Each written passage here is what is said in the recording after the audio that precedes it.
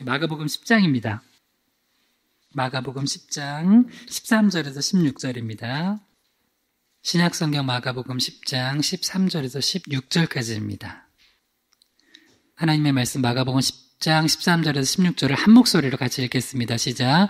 사람들이 예수께서 만져주심을 바라고 어린아이들을 데리고 오매 제자들이 꾸짖거늘 예수께서 보시고 노하시어 이르시되 어린아이들이 내게 오는 것을 용납하고 금하지 말라. 하나님의 나라가 이런 자의 것이니라. 내가 진실로 너에게 이르노니 누구든지 하나님의 나라를 어린아이와 같이 받들지 않는 자는 결단코 그곳에 들어가지 못하리라 하시고 그 어린아이들을 안고 그들 위에 안수하시고 축복하시니라. 아멘. 잠시 기도합니다. 하나님 아버지, 오늘도 저희는 하나님의 은혜를 사모하여 이렇게 예배당으로 달려나왔습니다. 이 모든 것 주님의 은혜입니다. 감사합니다. 이 시간을 복되게 하셔서 위로부터 내려주시는 큰 은혜와 사랑과 성령의 충만함을 입게 하시고 이 말씀 붙들고 우리 힘든 인생 가운데 또 하루를 살아내고 또 한 주를 살아내고 또 1년을 살아낼 힘과 용기를 얻게 하여 주시옵소서. 부족한 중에 바른 말씀, 바른 복음만 대언케 하시기 원하며 예수님의 이름으로 기도드립니다. 아멘. 우리 말씀의 제목을 한번 따라해 보겠습니다. 어린아이와 같은 신앙과 교회, 어린아이와 같은 신앙과 교회. 네, 마가복음 10장 13절에서 16절 본문으로 어린아이와 같은 신앙과 교회 두 번째 시간 갖도록 하겠습니다. 예수님께서 그냥 아주 쉽게 얘기를 해주세요. 너희들 하나님의 나라 들어가고 싶으면 어린아이처럼 돼야 된다. 그러니까 어린아이 같지 않으면 하나님의 나라 절대 못 들어간다. 2000년 전에 예수님 당시도 그렇고 지금도 그렇고요. 주님이 원하시는 신앙은 어린아이 같은 신앙이에요. 그런데 그때도 그렇고 지금도 그렇고 어린아이 같지 않고 교만하고 또 마음을 높이고 하면 하나님의 나라에 들어가기에 합당치 않은 모습이라는 거예요. 그럼 어린아이 같은 신앙과 교회는 어떤 모습이냐?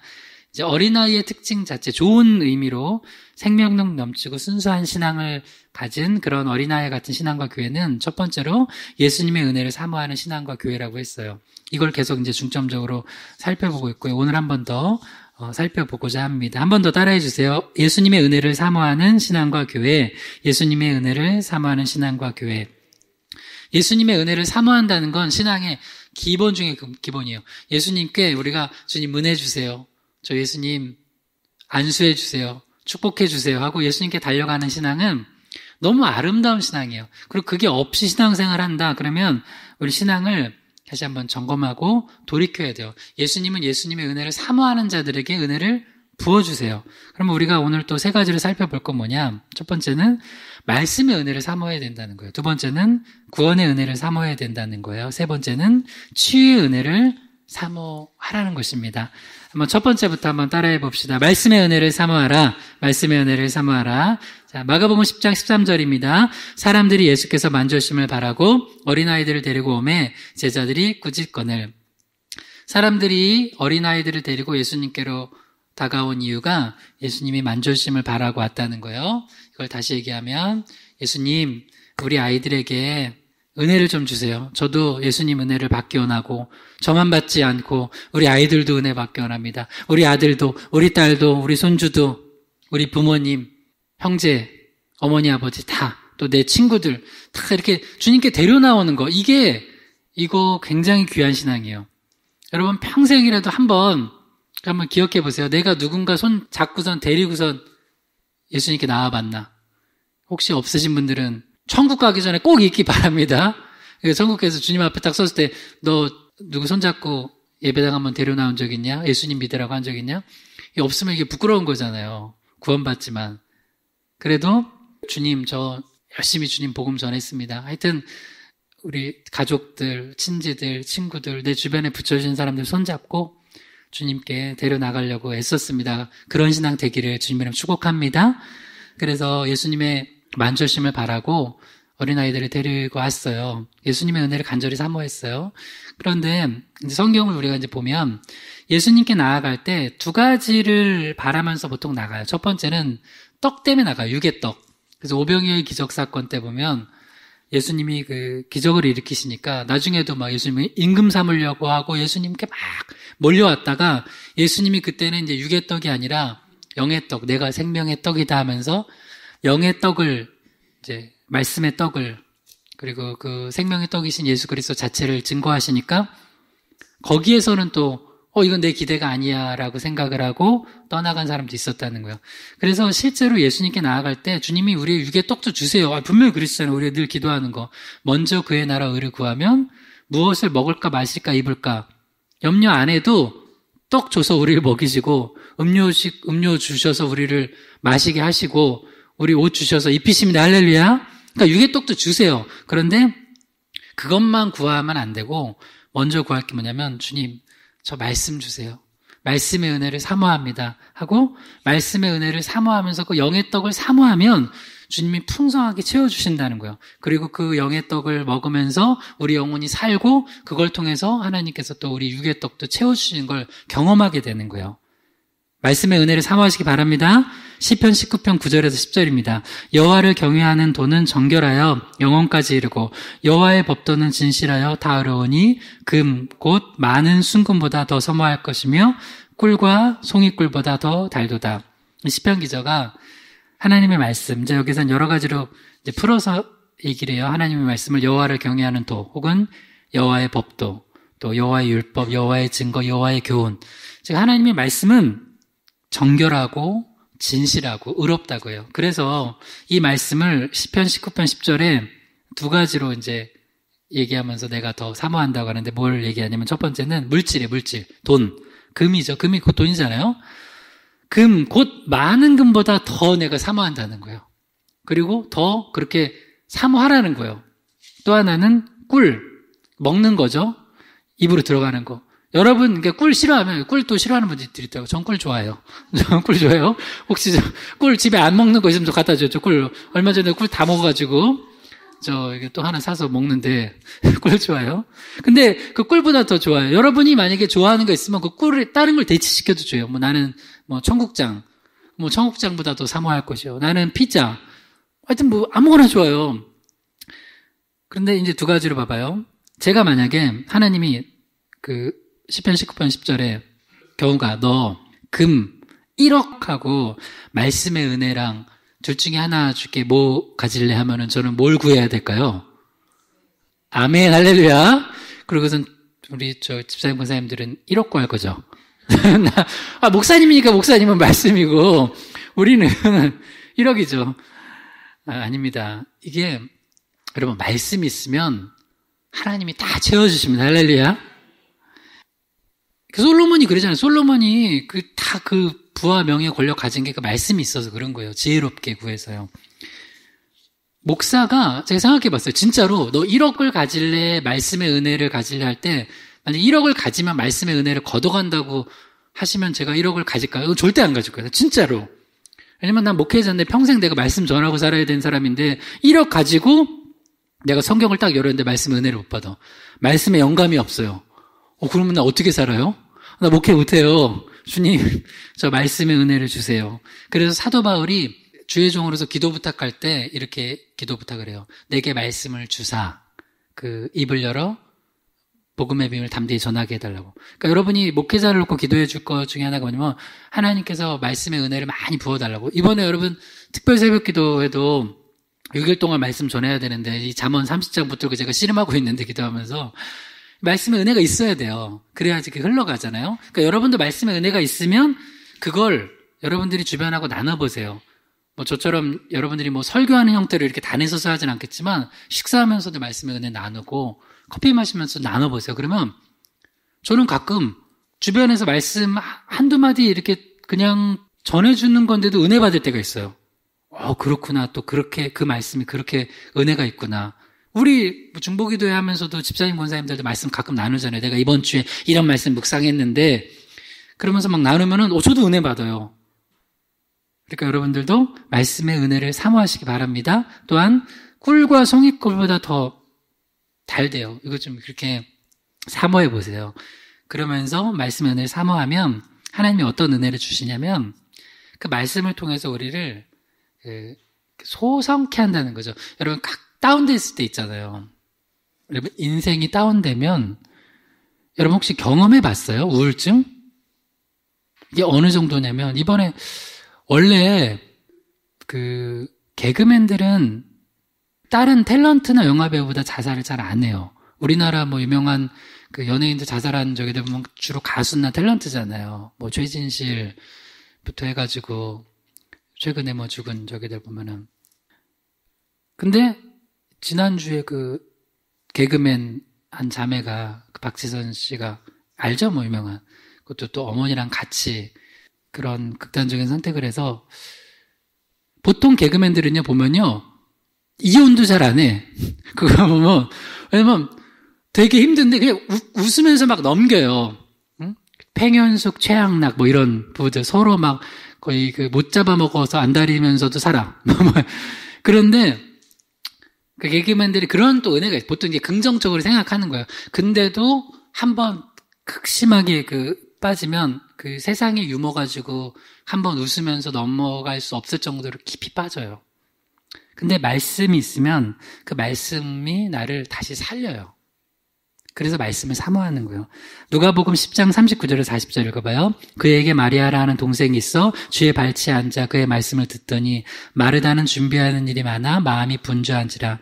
예수께 나아가 이르되 주여 내 동생이 나 혼자 일하게 두는 것을 생각하지 아니하시나이까 그를 명하사 나를 도와주라 하소서. 자매가 마리아 마르다가 예수님 모시고 이제 주동적으로 모신 사람은 마르다예요. 이제 예수님께 이제 귀한 걸 대접하고 섬기려고 마르다는 많이 막 음식 준비하고 해서 분주했어요. 그런데 마르다 요것은, 이거 마리아 생각이에요. 마리아 요것은, 나 안 도와주고, 예수님 발치에 앉아가지고, 송이꿀보다 더 단, 그 꿀처럼 단 말씀을 아멘 하면서 받아먹고 있네? 얄미워. 그랬는데, 마리아는 예수님이 오셨는데 그걸 더 사모하는 거예요. 예수님의 말씀. 마르다도 귀해요. 마르다 섬기는 거 귀해요. 근데 마르다는 하나를 플러스 시켜야 돼요. 그 섬기는 거 나쁘다는 거 아니에요. 귀한데 일단은 우선순위를 말씀에 둬야 돼요. 그러면 여러분 신앙생활이 이렇게 흐트러지지 않아요. 저도 목회나 신앙생활 핵심이 저도 한 주님의 백성으로서 성도로서 목사이기 전에 말씀의 말씀. 그러면 그 나머지는 괜찮아져요. 근데 이 우선순위가 바뀌어버리면 어떻게 돼요? 누가복음 10장 40절에 마르다는 준비하는 일이 많아 마음이 분주해져요. 그러면 이렇게 신앙은 똑같이 예수님 곁에 있는데도 예수님이 없지 않아요. 예수님이 곁에 있는데도 막 시험 들어요. 마르다 시험 들었잖아요. 시험 들어가지고 예수님한테 예수님 이게 뭐예요? 막 하면서 왜 나 안 도와주냐고 그렇게 하는 거잖아요. 근데 우리가 약간 마리아 같은 이거는 이렇게 사모하라는 거야. 마리아 같이 좀 한번 사모해 보세요. 말씀을. 그러면 은혜가 있어요. 그리고 여러분 신앙이 굉장히 좀 견고해져요. 말씀 중심의 신앙생활을 하면. 근데 굳이 얘기하면 봉사 중심의 신앙생활 마르다와 말씀 중심의 신앙생활 굳이 얘기하면 물론 봉사 안 하면 안 돼. 봉사해야 돼. 섬기는 거 귀한 거예요. 근데 말씀 중심의 신앙생활을 하면서 봉사를 해야 돼요. 할렐루야. 그러면 그것이 우리에게 영적으로 우리를 든든하게 세워줘요.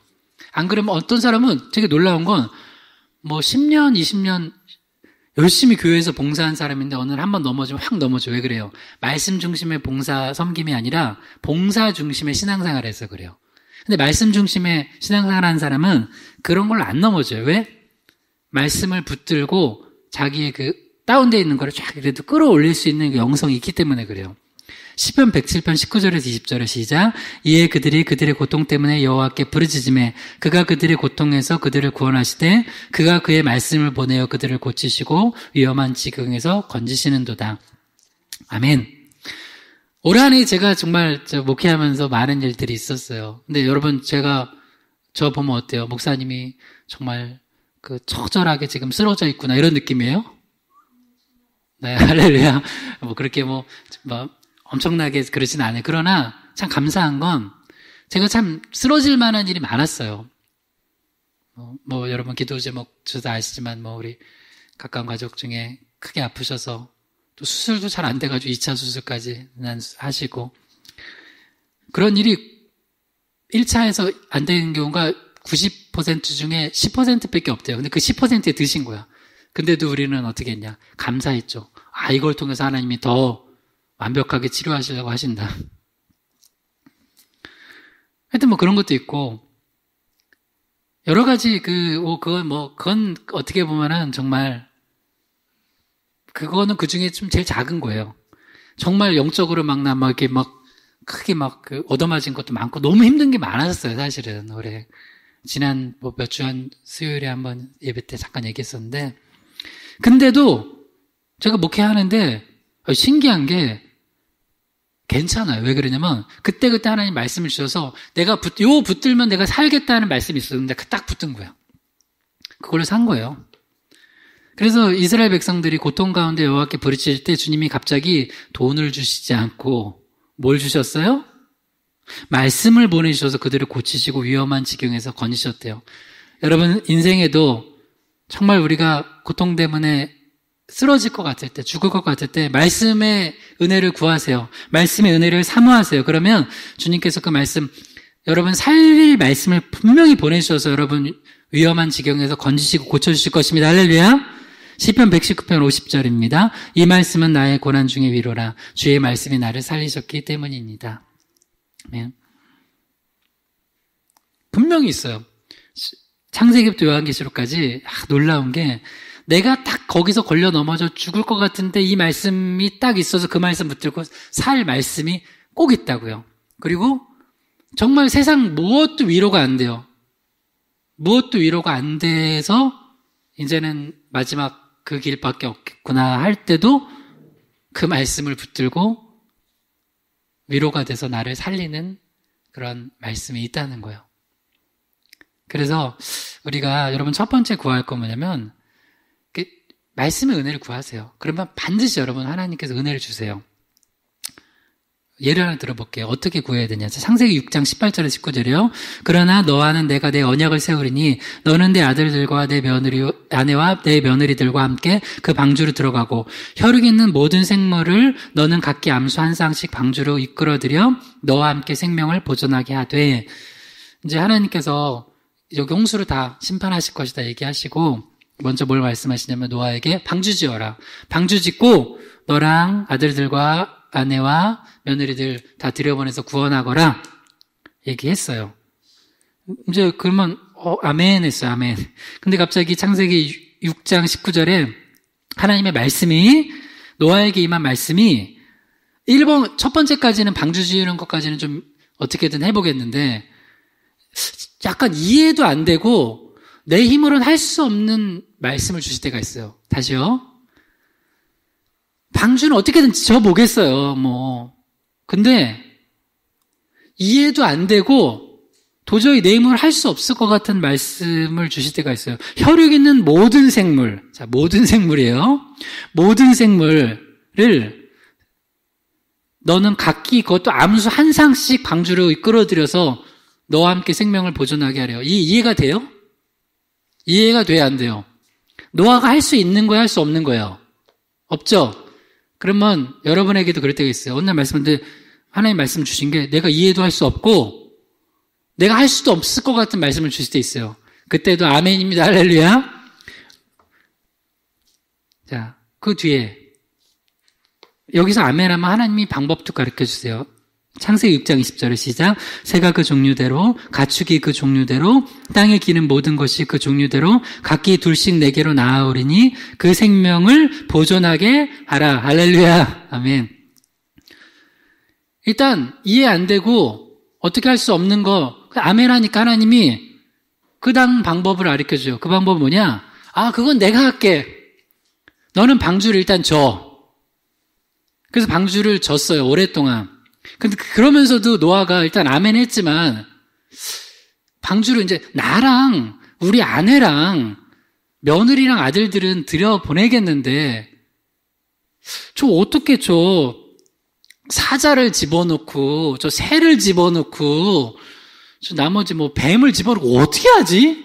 근데 그런 생각이 들었을 거 아니에요. 근데 이 말씀대로 어떻게 하셨냐면 하나님이 새가 그 종류대로 가축이 그 종류대로 땅에 기는 모든 것이 종류대로 각각 둘씩 누구에게로 나와요?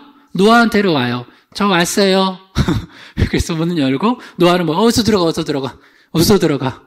뱀 너도 들어가고, 독수리 너도 들어가고, 호랑이 너도 들어가고, 곰 너도 들어가라. 응? 바퀴벌레 너도 들어가라. 뭐 다 들어간 거야, 다. 다 들어가가지고, 그 생명을 보존케 하신 거예요. 그러니까 여러분, 이 말씀을 읽고 이제 이해할 수 있어요. 이 말씀 읽으면. 자, 시편 119편 105절에 시작. 주의 말씀은 내 발의 등이요, 내 길의 빛이니이다. 한 번 더요. 주의 말씀은 내 발의 등이요, 내 길의 빛이니이다. 우리가 하나님의 말씀을 붙을 때 이런 방식으로 붙드는 거예요. 끝까지 다 알고 싶은 욕심 버리세요. 큰 건 알려줘요, 큰 거는. 근데, 끝까지 다 모르더라도, 일단 내 발의 등 비춰준 만큼은 알 수 있잖아요. 그죠? 그러면 그만큼 순종하는 거예요. 내 길에 빛을 비춰준 만큼은 알 수 있어요. 말씀으로. 그러면 그만큼 순종하는 거예요. 그 다음, 또 하나, 다 가지고 싶은 욕심 내려놓고, 나아가세요. 그러니까 주님 주신 만큼 가지고 또 하면 돼요. 이걸 제 목회 예를 들어볼게요. 하나님 우리 희망의 교회 주시고 개척하고 지금까지 오게 하실 때 다 알고 했어요? 모든 걸 다 주시고 하게 하셨어요? 아니라는 거예요. 하나님은 말씀이요, 내 발의 등이요, 내 길의 빛이에요. 그러니까 그만큼 보여주신 만큼 노아는 순종하면 돼요. 어떻게 하지? 새를 어떻게 잡지? 여러분 새 잡아봤어요? 새 잡기 되게 힘들어요. 물론 우리 권사님, 집사님도 어렸을 때 새총 가지고 잡았던 기억이 있으면 나중에 얘기해 주세요. 나는 한 번도 못 잡아봤어요, 새는. 새 잡기 힘들어요. 근데 내가 잡은 게 아니라고요. 하나님 앞에 말씀에 순종하고 방주를 지으니까 하나님께서 나중에 그때는 또 그들을 불러 모아주셔서 노아는 그냥 집어넣은 거예요. 들어가 하니까 다 또 순종해서 들어가는 거예요. 그러니까 한 걸음 한 걸음 나아갈 수 있을 만큼 보여주시는 말씀을 붙들면 살아요. 할렐루야. 그거 붙들면 살아요. 그러니까 많은 게 아니에요. 오늘 살 수 있는 말씀 달라고. 오늘 죽겠으면. 오늘 죽을 것 같아. 그럼 죽지 말고 오늘 살 수 있는 말씀 달라고. 옆에 누가 죽을 것 같다 그래요. 취업도 안 되고 뭐도 안 되고 뭐 여러 가지 어려워 죽겠다 그래요. 아파서 죽고. 그러면 여러분이 그래도 오늘은 밥 한 끼 정도는 사줄 수 있잖아요. 밥 한 끼 정도 사주고 커피 한 잔 사주고 그다음 꼭 뭘 주냐. 영양식을 주세요. 오늘 이 말씀 붙들고 살아. 내가 결코 너를 떠나지 아니하며 버리지 아니하랴. 뭐 이런 말씀 주고서 이 말씀 붙들고 살아. 어느 날 갑자기 그런 거 있었잖아요. 우리 누구도 아프다 그러면은 말씀 제가 주잖아요. 그러면 그 말씀 붙들니까 어떻게 돼요? 그 말씀 붙들고 사는 거예요. 불안하고 염려스러울 때 그거 사는 거예요. 먹을 거 없을 거 줄 것 같아요. 그러면 먼저 그의 나라를 구하라. 그래야 이 모든 것을 너에게 더하시리라. 아멘 하고 사는 거예요. 그러면 하루 살고 한 주 살고 한 달 살고 1년 살고 주님 부르실 때까지 삽니다. 할렐루야. 여러분이 모세같이 쓰임받으면 110살까지 살 것이요. 여호수아같이 쓰임받으면 110살까지 살 것이요. 여러분 주님 앞에서 말씀 붙들고 사시기 바랍니다. 할렐루야. 자, 두 번째입니다. 따라해보세요. 구원의 은혜를 사모하라. 구원의 은혜를 사모하라. 마태복음 11장 12절입니다. 시작. 세례 요한의 때부터 지금까지 천국은 침노를 당하노니 침노하는 자는 빼앗느니라. 한 번 더요. 세례 요한의 때부터 지금까지 천국은 침노를 당하노니 침노하는 자는 빼앗느니라. 예수님 구약과 신약이 나눠지는 게 딱 세례 요한이에요. 세례 요한이 와서 이전까지는 열리지 않았던 문이 세례 요한의 때부터, 세례 요한이 결국은 누구를 증거한 건 예수를 증거했잖아요. 예수님을. 예수 그리스도가 증거된 때부터 해서 예수님 지금까지 구원의 문이 활짝 열렸어요. 이전까지는 가고 싶어도 못 가요. 복음도 유대인을 중심으로 해가지고 몇몇만 물론 그 당시에도 이방인도 구원 받았어요. 요나 때도 니누에도 구원 받고요. 천국 갔어요. 니누의 백성들은. 근데 이방인들 그렇지만 소수였어요. 근데 예수 그리스도께서 십자가에 죽으시고 부활하시면서 누구든지 내게로 와서 마셔라. 누구든지 나를 믿는 자는 다 영생을 얻는다. 하면서 구원의 문을 활짝 열어놓으셨어요. 그러니까 우리도 이 구원의 은혜를 좀 사모하면서 우리 역시 여러분 혹시 제가 알고 있기는 다 구원 받았지만 우리 여러분 중에 예수 그리스도를 아직 믿지 않고 그 구원의 문으로 들어가지 않은 분들은 구원의 문 활짝 열렸으니 놓치지 말고 들어가시기 바랍니다. 할렐루야. 그리고 여러분 주변에 복음을 전하세요. 어떻게 전해야 되냐? 적극적으로 전하세요. 저는 이번에 그 전도주일부터 해서 지난주 수요일에도 근데 예배 끝나고 50년 불교 인생 사셨던 분한테 50년 동안 불교 애셨던 분한테 우리 가가지고 집사님, 권사님, 전사님 가서 뭐 할게요? 적극적으로 전도하고 어떻게 했냐면 아프시대요. 또 어디 뭐 아프시죠. 연세가 많으시면 앉아보시라고. 뭐 할게요? 네, 안수기도 했어요. 손 얹고. 그러니까 우리 증인들 있죠? 처음에는 뭐 기독교를 잘 모르니까 내내 하다가 우리 옆에서 뭐 낙해주라 뭐 예수님 전도하면서 복음을 전했죠. 아니, 기도하면서 예수님께서 십자가에서 피 흘리시고 우리를 위해서 우리를 구원해 주신 그 은혜로 또 치료해 주시고 막 하니까 옆에서 우리 같이 집사님, 권사님, 전사님 아멘 아멘 하니까 이 50년 불교 인생 사셨던 우리 어머님께서 아멘을 하시더라고요. 아멘. 아멘 들으셨죠? 아멘. 아멘이 뭔지 잘 모르겠지만, 모르셔서 하는지, 알셔서 하는지 모르겠지만, 아멘 해야 되나 보나 하고, 아멘, 아멘 하시는 거예요. 그리고 이제 남편 되시는 할아버지, 이제 79세, 75세신데, 예. 그래서 전도 계속 하니까, 저한테 그래요. 그분이, 제가 이제 지금 한 3번, 4번째 찾아간 거예요. 그러니까 이번에 그러시더라고요. 지난번 전도 때만 찾아가도, 난 아직 그냥 뭐 읽어보고 나중에 하다가, 입에서 그런 얘기를 하는 거예요. 여보, 기도 받으신 아내가 불교예요. 그러니까 이분은 60년대 군대를 다니셨대요. 그럼 나는 군대에서 교회를 다니셨대요. 60년대. 그래서 그 60년대 군대 얘기 막 들어드렸어요. 우리 집사님들 중에 군대 얘기 들어드실 분들 가시면 돼요. 60년대 군대 생활하면서 교회 다녔던 예수교, 이분은 꼭 이렇게 얘기해요. 예수교, 불교, 천주교 이렇게 얘기하시더라고요. 예수교. 그래서 여보 우리도 이참에 예수교로 바꿔볼까? 뭐 이렇게 하시는데 이분은 내가 불교 인생 50년을 하는데 이게 어떻게 그렇게 배반할 수 있겠냐 그러는데 이게 무슨 배반이에요. 주님께 가서 천국 백성 되는 거죠. 그리고 여기 앞에 분 우리 어머니께도 이분도 절에 갔다 오시는 거 붙잡고 예수 믿으라고 복음 전했어요. 담대하게. 죽기 전에라도 마지막에 예수님 나 구원해 주세요. 하라고 하니까 뭐라고 했겠어요? 목사님 나한테 왜 그러냐고 나 그렇게 안 그러고 네 그러셨어요. 그러면 아멘까지 나오고 네. 여러분 구원의 은혜를 좀 사모하고 여러분 주변에도 복음을 좀 전하시기 바랍니다. 할렐루야. 안 될 것 같은 사람들 됩니다. 복음은 들려줘야 돼요. 믿음은 들으면서는 안 되잖아요. 전도는 미련한 방법이라잖아요. 근데 그 미련한 걸 통해서 믿는 자들 구원하신다는 거예요. 예수님도 마지막에 십자가에 달려 돌아가시면서 힘들어 죽겠죠. 근데도 그렇게 마지막까지 주님의 사랑을 가지고 기도하시고 복음을 전하시니까 그 중에 강도 하나는 구원받았잖아요. 누가복음 23장 42절에 43절에 시작. 이르되 예수여 당신의 나라에 임하실 때 나를 기억하소서 하니 예수께서 이르시되 내가 진실로 내게 이르노니 오늘 내가 나와 함께 낙원에 있으리라 하시니라. 와 염치도 없지. 이 염치 인간적으로요. 염치도 없지. 평생 나쁜 짓 하면서 살았던 이 나쁜 놈이 염치도 없이 마지막에 구원받으려고 딱 아는 거예요. 마지막에 구원받으려고 예수여 당신의 나라에 임하실 때 나를 기억하소서 했는데 예수님이 이 염치도 없는 놈 안 그러시고 뭐라고 했다고요? 누가복음 23장 43절 읽어봐요. 예수께서 이르시되 내가 진실로 내게 이르노니 오늘 내가 나와 함께 낙원에 있으리라 하시니라. 한 번 더요. 예수께서 이르시되 내가 진실로 내게 이르노니 오늘 내가 나와 함께 낙원에 있으리라 하시니라. 할렐루야. 아멘. 어떻게 보면 이 마지막에 가장 어린아이 같은 심정으로 예수님 붙든 거예요. 순수하게. 물론 지금까지 살아왔던 인생은 순수하지 않았지만 이 강도는 마지막에는 갑자기 이 성령의 역사죠. 나 예수님 붙들면 나도 천국 갈 것 같은 이 믿음이 생긴 거예요. 그래서 그때 예수님 딱 붙들었어요.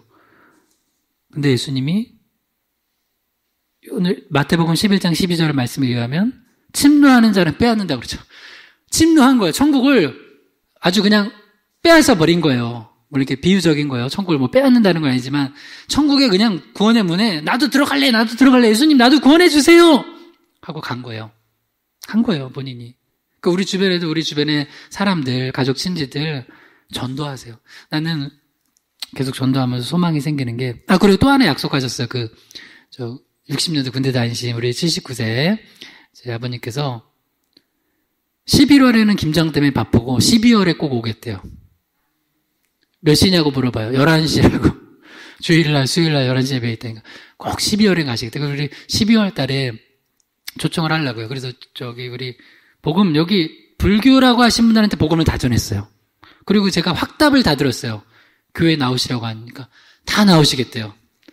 우리 여기서 코로나고 그러니까 또 우리가 또 방역도 잘하고 해야 되겠지만 또 우리가 초청하는 거예요. 초청. 내년에는 더 초청하는 거 많이 하려고. 그래서 우리 12월 달에는 우리 지역에 있는 분들 초청해서 복음도 전하고 말씀도 나누고 또 유개떡도 나누고 또 이렇게 하려고 합니다. 여러분, 우리가 이 구원의 은혜를 사모하면서 적극적으로 복음 전해서 이렇게 마지막에라도 전도하면은 구원받을 사람이 있거든요? 안 변할 것 같은 사람 변하거든요?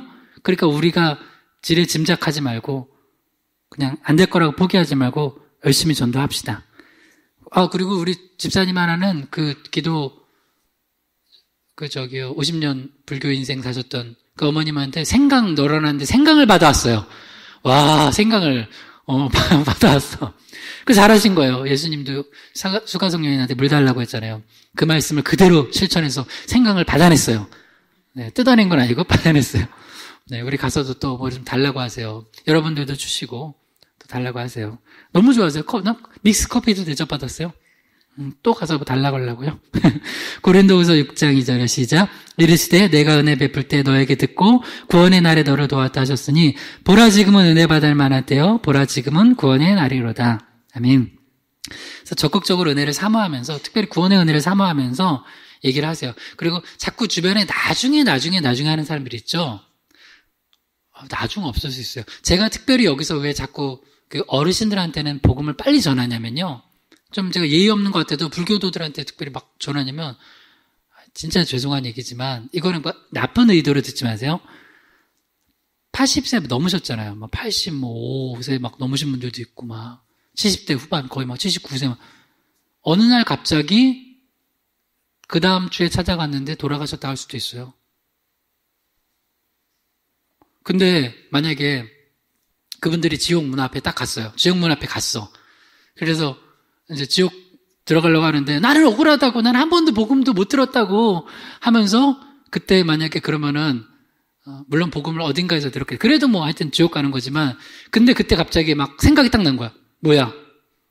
아니 우리 바로 집 앞에 저 십자가단 교회가 생겼는데 한 1년 전에 아니 우리 집에 와서 예수 믿으라고 한 번을 안 했어? 그 목사 진짜 하나님 그 목사 좀 혼내주세요. 나는 지옥에 가더라도 그 집사님 권사님들 좀 혼내주세요. 그렇게 말하는 성도 되고 교회 되지 않고 목사 되지 않기를 주님에는 축복합니다. 무슨 얘기인지 알죠? 여러분이 예수 믿는데 주변의 사람들한테 복음 한번 안 전해서 그들이 지옥 갈 때 지옥문 앞에서 아니 나한테 그 복음 한번 안 전했던 그 사장님이었는데 직원들한테 복음 한번 예수 믿으면서 한 번 안 전했던 이러면 안 되잖아요. 그죠? 그렇지 않고 우리가 오늘이에요. 오늘 지금이 구원의 날이고 지금이 은혜 받을 만한 때니까 빨리 복음 전하기를 주님의 이름으로 축복합니다. 마지막 세 번째입니다. 치유의 은혜를 사모하라. 치유의 은혜를 사모하라. 마태복음 15장 21절에서 22절입니다. 예수께서 거기서 나가사 두로와 시돈 지방으로 들어가시니 가나안 여자 하나가 그 지경에서 나와서 소리질러 이르되 주 다윗의 자손이여 나를 불쌍히 여기소서 내 딸이 흉악하게 귀신 들렸나이다 하되 이제 이방 여인 하나가 예수님이 그 지경으로 오신 걸 알고 와 예수님이 오셨어 그 소문을 듣고선 예수님께 나아가서 소리 지르는 거예요.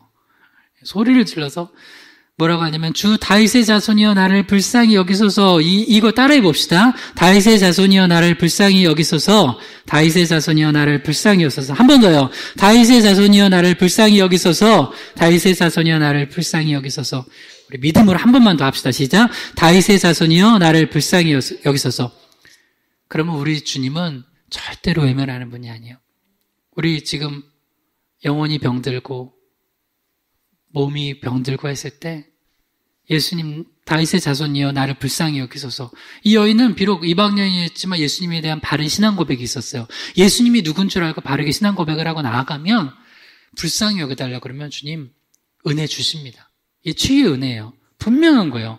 예수님이 베드로의 장모의 손을 잡아 일으키실 때 그 마태복음에 보면 말씀이 어떤 말씀을 가지고 한 거냐면 이사야 선지자의 말씀에 병들고 약하고 고통받는 자들을 치유하시는 예수님의 미시라는 예수님이 그런 분이라는 그 말씀을 응하게 하신 거라는 거예요. 그러니까 예수님은 우리 영혼을 구원하실 뿐 아니라 우리의 삶의 문제, 아프고 병들고 연약한 것도 치유하시는 분입니다. 할렐루야. 그거 믿으세요. 그건 기복신앙이 아니에요. 기복신앙은 쉽게 정리해 줄게요. 기복신앙은 예수님 천국 가고 우리 영혼 구원받고 이런 거 관심 없이 그저 돈 벌게 해달라고 사업 잘게 해달라고 자녀 잘 달라고 그것만 관심 있는 거를 기복신앙이라고 그래요. 근데 우리가 영혼이 잘된 같이 범사가 잘 되고 강건한 축복을 받는 거는 그건 순서가 있어요. 우리 영혼이 구원받고 우리 삶의 모든 걸 섭리하시고 은혜 주시고 모든 생사화복을 주장하시는 예수 그리스도 앞에 우리 간구하는 건 절대로 기복신앙이 아니에요. 그건 당연한 거예요. 그걸 오히려 구하지 않는 사람들이 어리석은 거예요. 예수님은 주실 수 있는데 안 구한 거예요. 그건 마치 이거랑 똑같아요. 엄마 아빠한테 치킨 사달라면 구하는데 어느 날 애가 가서 햄버거집 가서 알바하고 있어요. 너 왜 알바하니? 치킨 좀 먹고 싶은데 너무 먹고 싶어서 알바했다 그러면 엄마 아빠한테 사달라고 그러지. 엄마 아빠가 안 사주실까 봐요. 아니 진짜 엄마 아빠를 뭘로 알고 있는 거야 너는? 이 엄마 아빠가 치킨 하나 못 사주냐? 우리 하나님은요, 하나님의 뜻이라면, 그게 우리한테 주셔서 그게 유익이 된다면 주시는 분이에요. 그러니까, 구하라고요. 이방 여인이 예수님께 구했다고요. 근데 이제 단계가 나와요. 구하니까, 예수님이 첫 번째는 한번 따라해봐요. 침묵하는 단계. 기도하는 데 있잖아요. 예수님이 안 들으시는 것 같아요. 아무 소리도 안 하세요. 침묵하세요. 마태복음 15장 23절에서 24절입니다. 예수는 한 말씀도 대답하지 아니하시니 제자들이 와서 청하여 말하되 그 여자가 우리 뒤에서 소리를 지르니 그를 보내소서. 예수께서 대답하여 이르시되 나는 이스라엘 집의 어린 양 외에는 다른 데로 보내심을 받지 아니하였노라 하시니. 예수님이 마태복음 15장 23절에 그 여인이 소리 지르면서 다윗의 자손이여 나를 불쌍히 여기소서 했을 때 예수님이 어떻게 했다고요? 침묵하셨어요. 한 말씀도 대답하지 아니하셨어요. 요때예요, 요때. 요때 기도를 멈추고, 요때 신앙생활 떠나고, 요때 그냥 아무런 그냥 은혜는 무슨 은혜?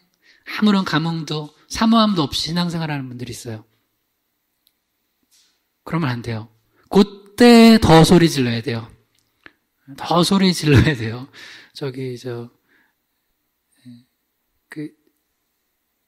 왜 있잖아요.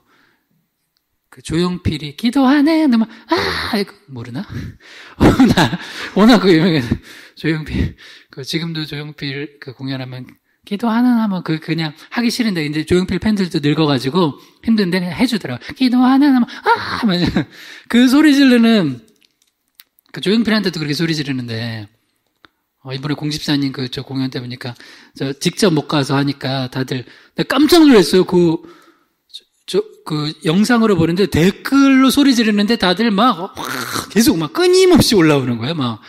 이게 소리 지르는 거구나. 근데 이 여인은 예수님이 침묵하셨지만 더 소리 지른 거예요. 주님, 예수님 도와달라고. 내 딸 흉악한 귀신 들렸다고 고쳐달라고. 그러니까 예수님이 침묵하시는 것 같은 때도 물어볼게요. 예수님이 침묵하시지만 들으세요, 안 들으세요? 믿으시죠? 그러니까 예수님이 침묵하시는 것 같은 때에도 기도해야 돼요. 말씀 붙들어야 돼요. 신앙생활 해야 돼요. 예배 드려야 돼요. 찬양해야 돼요. 왜냐면 주님은 들으시는 거예요. 이 여인은 다윗의 자손이여 한 거는 주님을 찬양한 거예요. 높여드린 거예요. 예수님을 메시아로 인정하고.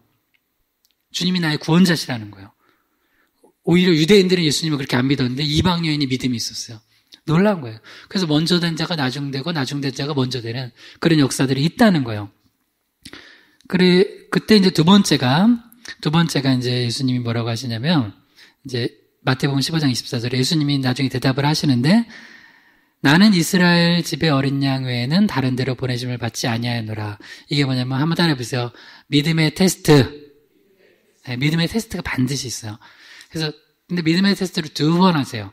2번. 첫 번째는 이제 물론 침묵도 믿음의 테스트예요. 근데 두 번째는 예수님이 입술을 열으셔서 말씀을 하시는데 내가 원하는 응답이 아니야.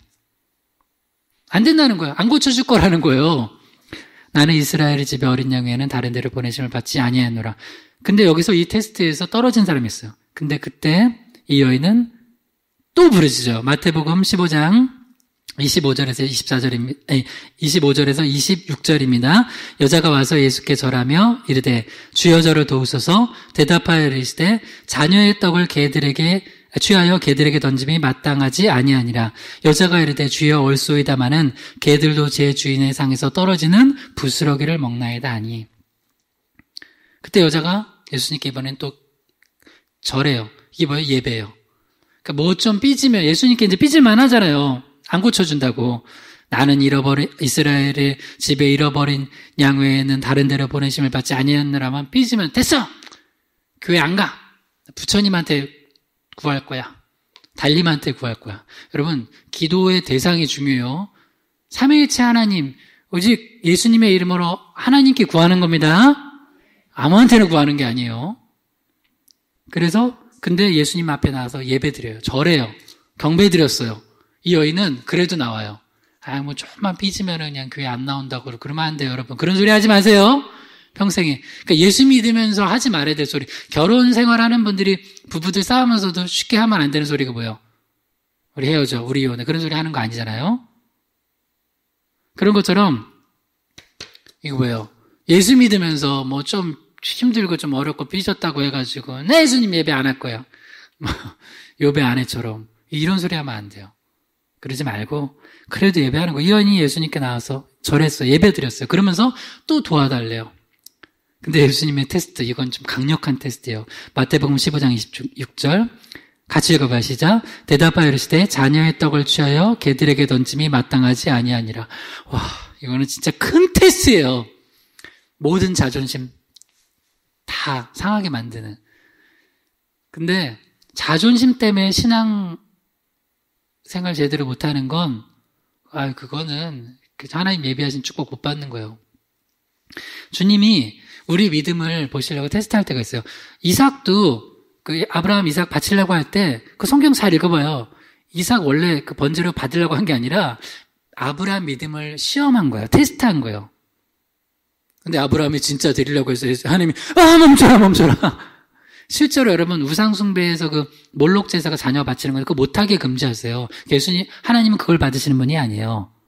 오히려 예수님 자기 독생자를 십자가에 내어 주시면서 우리를 구원하신 분이지 그렇게 하는 게 아니에요.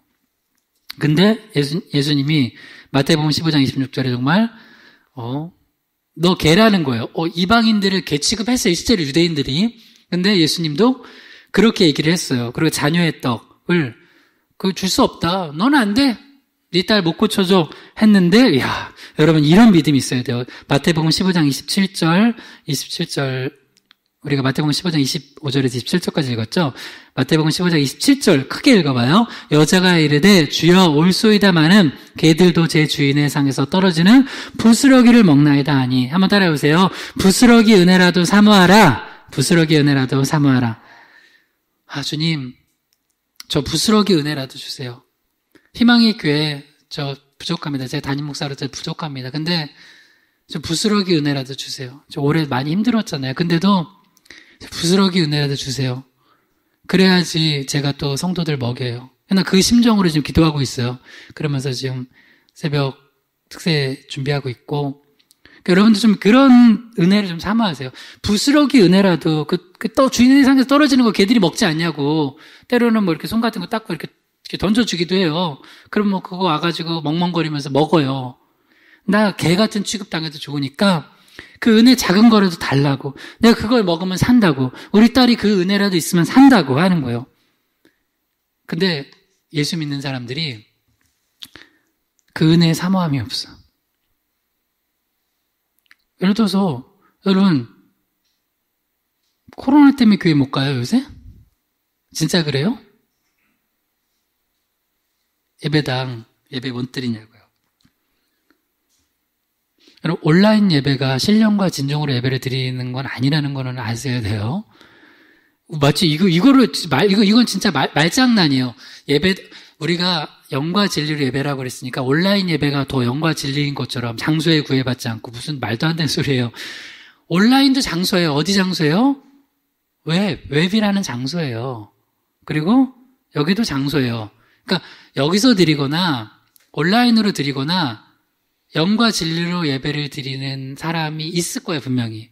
근데 마치 그런 얘기 안 하고 우리는 건물에서 안 드리고 장소에 구애받지 않고 핸드폰 앞에서 드리는 게 더 영과 진리로 예배를 드리는 거라고 생각하는 사람들은요, 그거는 진짜 성경을 잘 몰라도 이거는 이렇게 장난하는 거야, 말장난. 그것도 어디서 드리느냐, 예수님께 물어봤거든요. 그리심산에서 드리느냐, 예루살렘에 드리느냐, 둘 중에 하나 장소의 개념에 또 빠진 거예요. 온라인 예배가 더 영적이다. 말도 안 되는 소리예요. 말도 안 되는 거고. 여러분, 예배는 신령과 진정으로 드리죠. 근데 우리가 예배당 예배를 왜 회복해야 되냐면, 여기서 모여서 함께 있어야지 우리가 더 성도 안에 교제가 있고, 여기서 영적으로 하나님이 우리를 모으신 다음에 흩으세요. 뭐 하신 거예요? 모으신 다음에 예배하고 흩어서 전도하는 거예요. 근데 새 개인이 내 스마트폰 안에 내 하나가 갇혀 있잖아요. 그러면은 절대로 사명 감당은 못 해요. 내 신앙은 하나 겨우 지킬 수 있어요. 주님은 우리한테 그렇게 신앙생활 하라고 하지 않았고요. 우리에게 뭐라고 하냐면, 너희가 권능을 받고 예루살렘과 온 유대와 사마리아 땅끝까지 복음 전하래요. 모여서 예배하고 흩어져 전도하래요. 제자 삼으래요. 근데 온라인으로 제자 삼아요? 예배 드리고 제자 삼고 있어요, 옆에 사람들? 안 하고 있잖아요. 근데 모여서 예배 그나마 예배 들어야지 흩어져서 같이 전도라도 하는 거예요. 우리 한 달에 한 번씩이라도. 그러니까 신앙이 개인화되면 안 되는 거야. 그러니까 왜 그러냐면, 이 여인처럼 부스러기 은혜라도 사모하는 사모함이 없는 거예요. 어느 교회는 딱 그러잖아요. 지금 요새 등록교회는 아니면 안 받아요. 예배당 예배 못 드리게 해요. 나는 그래서 못 드린다는 거야. 핑계가 좋아요. 사모함이 없어서 사모함이. 여러분, 사모함 잃어버리면 아무것도 아니에요. 사모함 잃어버리면요, 여러분, 그걸 뭐라 그래요?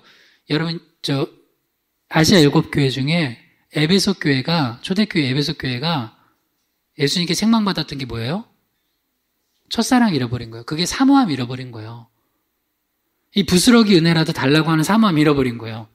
그러니까 주님이 사모함 잃어버리니까 뭐라 그래요? 그래도 니네들이 다른 건 잘하니까 안 그래요. 촛대를 옮기겠다는 거예요. 그래서 한국교회나 우리 희망교회도 한국교회죠. 우리랑 우리 한국교회 성도들이 회복돼야 될 건이고요. 이거 지금 이 여인처럼 부스러기 은혜라도 좀 달라고 하는 사모함. 이 사모함이 있으면 두 가지를 받아요. 첫 번째는 주님께 칭찬받아요. 세상이 아니라 주님께 칭찬. 자꾸 세상에 칭찬받으려고, 저기는 열심히 안 모이는 방역 잘하는 교회예요? 방역은 잘하세요. 근데 안 모이는 걸 세상한테 칭찬받으려고 하지 마세요. 성경에서 뭐라고 그래요? 모이기를 패하는 자들의 습관처럼 하지 말래요.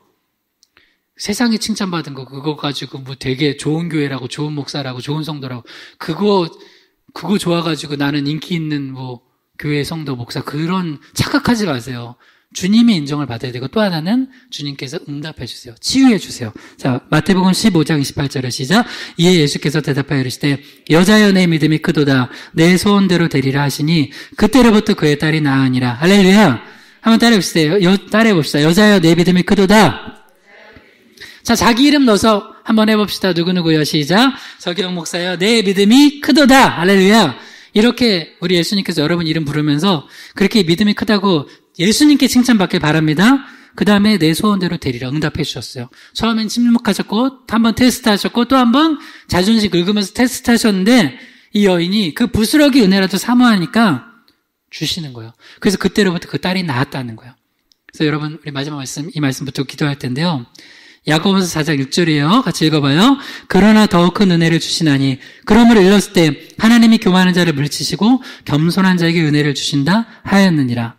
여러분, 하나님이요, 은혜를 준대. 우리가 이제 지난주 봤던 요한복음의 용어로 하면 은혜 위에 은혜. 여기는 야고보서 4장 6절에는 분명히 은혜가 있지만 어떤 은혜가 있어요? 더욱 큰 은혜가 있대요. 그 사람마다 은혜 위에 은혜와 더욱 큰 은혜를 받은 개인과 가정과 교회가 있어요. 이거 안 사모돼요? 난 사모되는데? 난 목사로서 하나님이 나한테 더 큰 은혜를 주셨으면 좋겠어요. 왜? 그래서 뭐 나 잘난 거 드러내고 그런 게 아니라 나한테 더 큰 은혜를 주셔야지 내가 더 영혼들을 살릴 거 아니에요. 나는 우리 고기동 지역에 우리 희망교회에 더 큰 은혜 주셔서 고기동 지역에 여기 이 지역이 우리 때문에 저 희망교회 때문에 귀찮아서라도 예수 교회 한번 나가야지 하는 소리 다 듣기를 바랍니다. 할렐루야. 그 은혜를 사모한다고요.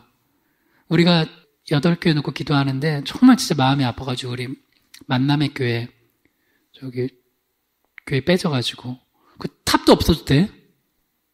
근데 그나마 두 교회 세길교회랑 주사랑교회는 다시 나름 해서 우리가 지난주에 우리 은영에서 결정했어요. 11월, 12월 2번을 우리 그 지역 성경으로 보내기로. 은혜 위에 은혜를. 우리가 은혜 위에 은혜를 우리도 받았으니까 베푸는 거예요. 목사님 그러다 망하면요. 뭐 망하면 망하리라. 안 망한다 나는. 그래서 도와주고 우리 만남의 교회도 도와주려고요. 지금 어떻게 해서 다시 이제 시작하게. 그래서 우리 희망의 교회가 우리보다는 어렵잖아요. 우리보다 잘 됐는데 내가 볼 때는 안 어려운 고기 교회밖에 없어요. 8개 교회 중에. 물론 뭐 다른 두 교회는 아니라고 할지 모르지만 내가 볼 땐 그래요. 우리 교회 큰 사랑 감리 교회 정도? 근데 거기도 비슷해요. 재정은 더 어려울지 몰라요. 우리 교회보다 내가 볼 때 더 나은 데는 딱 고기 교회밖에 없어요. 지금 건축하고 있는데 나머지는 다 어려워요. 우리 도우려고. 하여튼 나 고기동에 있는 데는 고기동에 있을 때 동안에는 하나님이 뭐 계속 있게 할 수 있고 모르겠어요. 그러나 두 가지. 교회들 살릴 거고 여기 집 주변에 있는 사람들한테 하여튼 귀찮아서라도 교회 한번 나오리라 하는 소리 다 들을 정도로 다 복음 전했고요. 그래서 여러분 그런 겸손한 마음 가지고 우리 써달라고 큰 은혜 달라고 그리고 또 내일부터 시작될 특별 새벽 예배 가운데 큰 은혜 달라고 우리 주여 3번 부르기도 합시다. 주여 주여 주여. 하나님 아버지 우리에게 하나님의 말씀의 은혜 또 구원의 은혜 치유의 은혜 사모하오니 은혜 위에 은혜를 더하여 주셔서 우리에게 큰 은혜 부어주시고 회복 있게 하여 주시옵소서. 내일부터 이어지는 또 한 주간 진행되는 특별 새벽 예배에 큰 은혜 주시기 원하며 예수님의 이름으로 기도드립니다. 아멘.